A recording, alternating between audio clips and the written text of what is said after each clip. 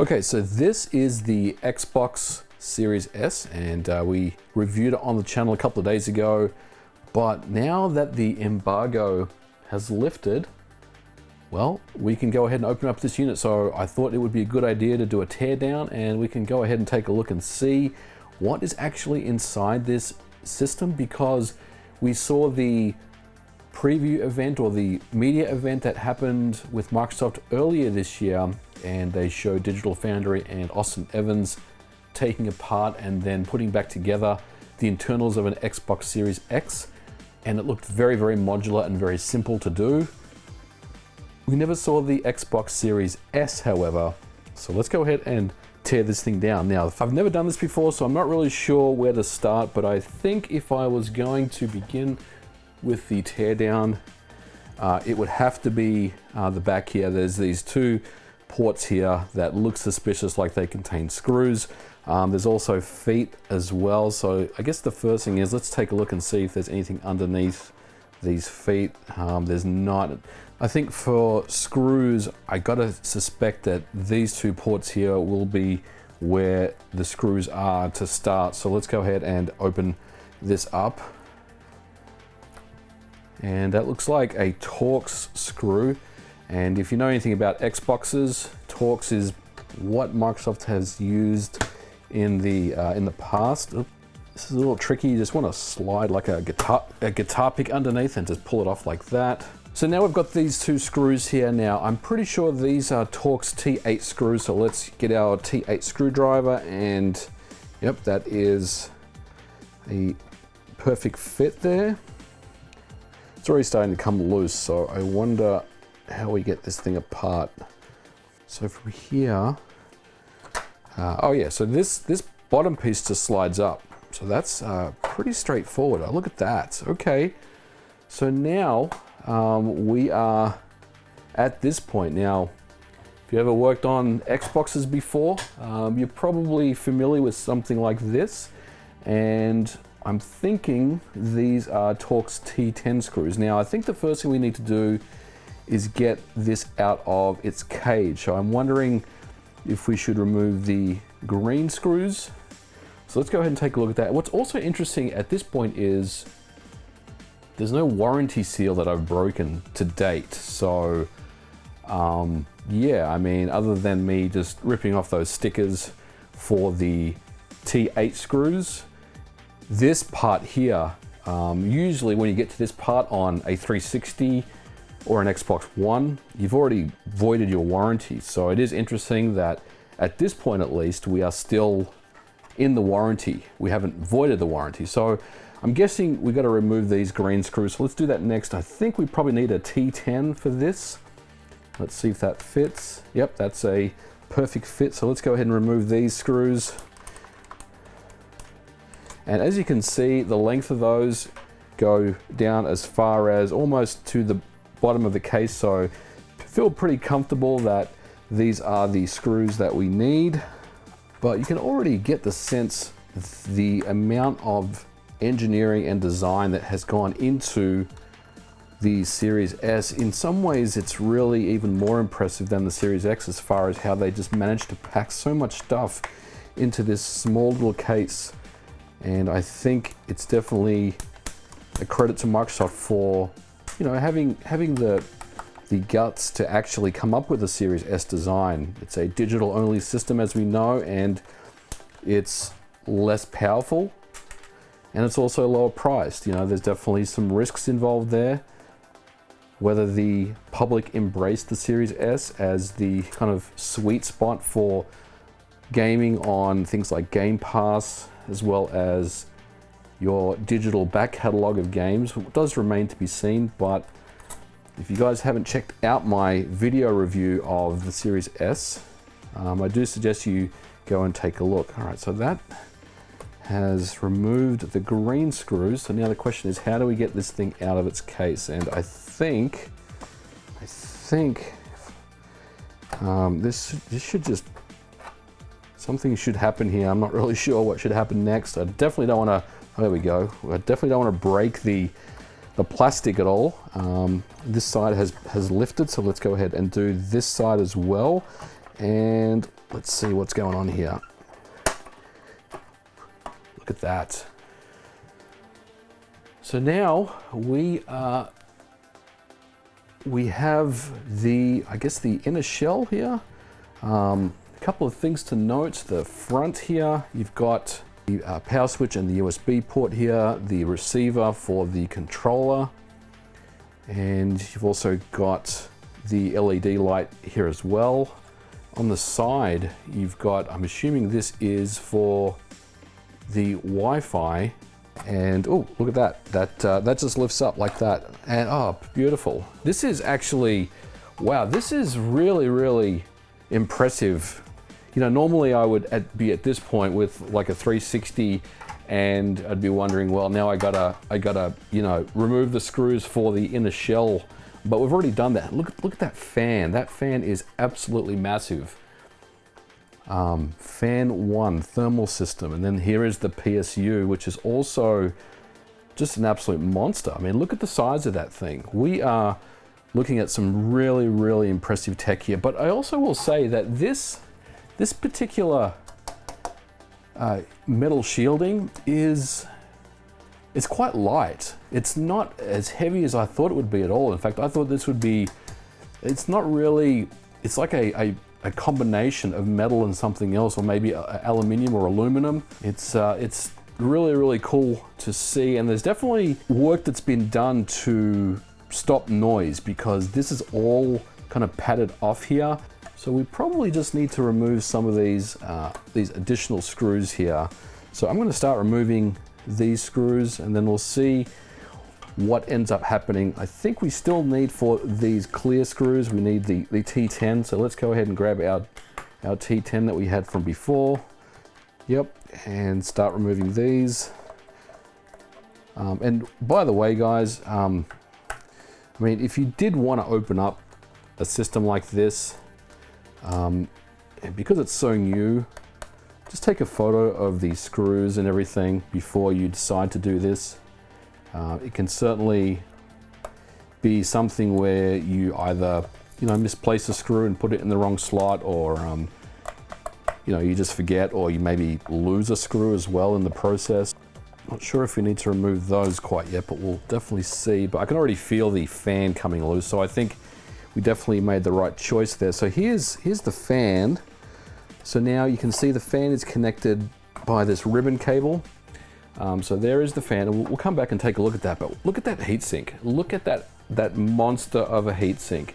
I mean, it's not PlayStation 5 material, but wow, that is an absolute monster. Now, this power supply should come out as well.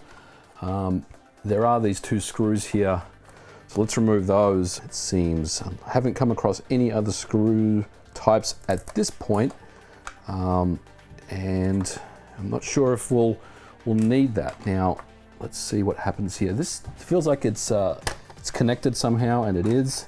And look at that, that just pops right off. As you can see, it's in this plastic casing, but what's really cool is you can see the Master Chief helmet on the PSU here. That's a nice touch. Obviously, Microsoft were banking heavily on Halo Infinite being a part of their Series X and Series S plans. Unfortunately, that was not to be, at least for launch, so hopefully that will come out at some point. But yeah, it's really cool to see the Master Chief, or the Chief helmet, on the power supply. So this is the internals so far. So this is the outer shell, and this is the lower portion of the outer shell with the foam padding here as well. This is the shielding that attaches to the top portion of the case here. This is the power supply, and this is the fan. And look at the size of this fan compared to the power supply. This thing is an absolute monster in size. Now you can see up here, this is the HDMI connector, and it's labeled HDMI. But if you look further down, look at this. This says debug HDI. Now, this is usually the place where someone that wants to exploit a new console may start poking around. Anytime there's a debug header of some kind, or a debug port on the motherboard, that usually means that that is the place where you want to start looking into. Now, I'm not saying that this system can be hacked or anything like that, But eventually, when these systems start to be sold in the stores, people are going to open these up and want to learn the secrets and want to learn more about the hardware for modding and research purposes. And I will say that this debug header here may be the first place to start. Now, I don't know what its purpose is for. This particular chip here, I'm not really familiar with what its purpose is. If anyone knows, let me know in the comments below. There's also a lot going on the other side with this massive heatsink, which does house the SoC. It probably also houses the SSD, which would get extremely hot as well. But you can see that Microsoft has definitely put so much care and attention into this design.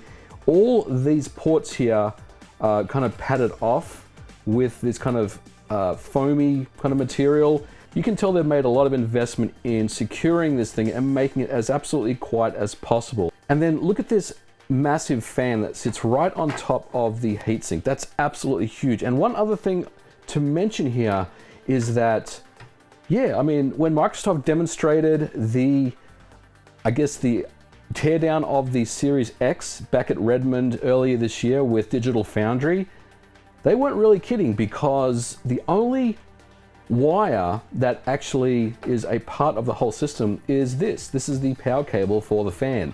There are absolutely zero wires for the rest of this design.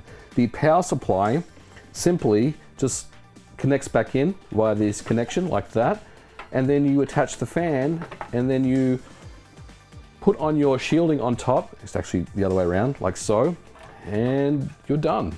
All right, so let's proceed and now remove these front ports, because I actually want to get to the motherboard, see if we can actually pull it out of the case here. So let's keep working on this. This is the front port that has the USB port as well as the so really you only need the T10 to get inside of this thing. Everything else so far has been a T8 screwdriver. Then let's remove that. That should just pop right off. Yep, everything just comes apart. It's very, very nice. This one doesn't look like it's connected. It just looks like it's just modular. There's no antenna that wraps around the perimeter of the case or anything. Now this should pull off as well. There you go.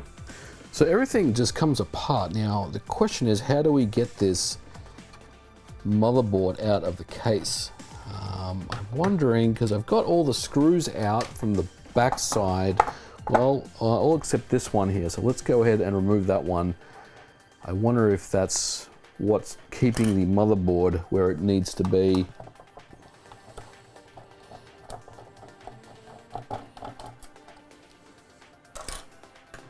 There's something in here that's just holding it in place. It's very hard to tell what it is. It's like there is some kind of lock, and I think I see it. There's like a lock here. It looks like a lock that we can pop to basically eject this board, because this is the only one that's got it. So let me try that. And now I think, there we go. So now this should pop off.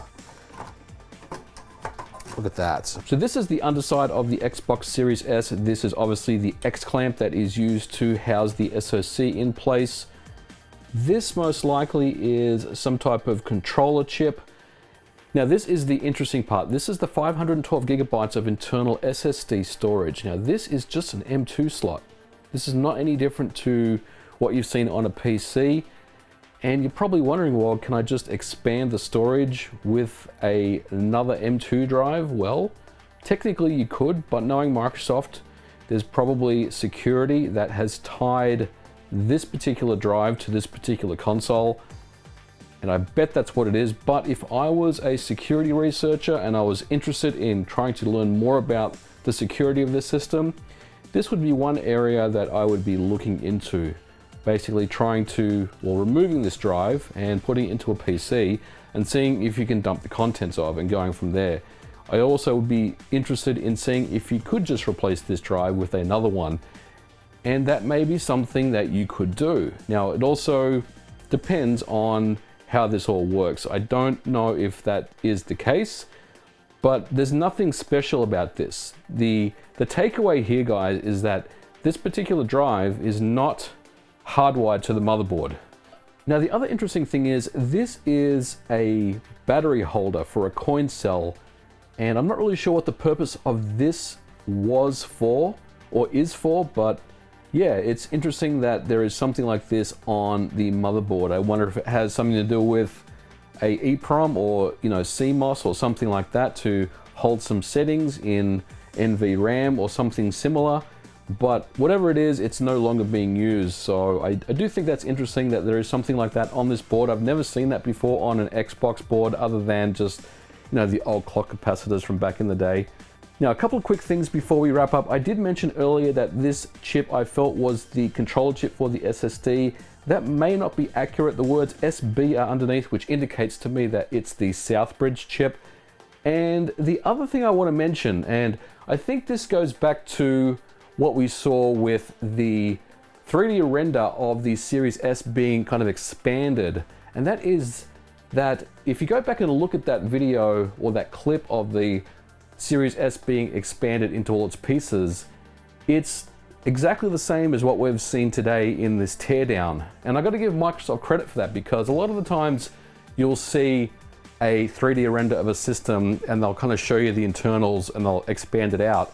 And a lot of the times it's just, you know, a marketing kind of tool, right? But if you go back and look at that 3D render, essentially it contains all the parts that we've taken apart in this teardown.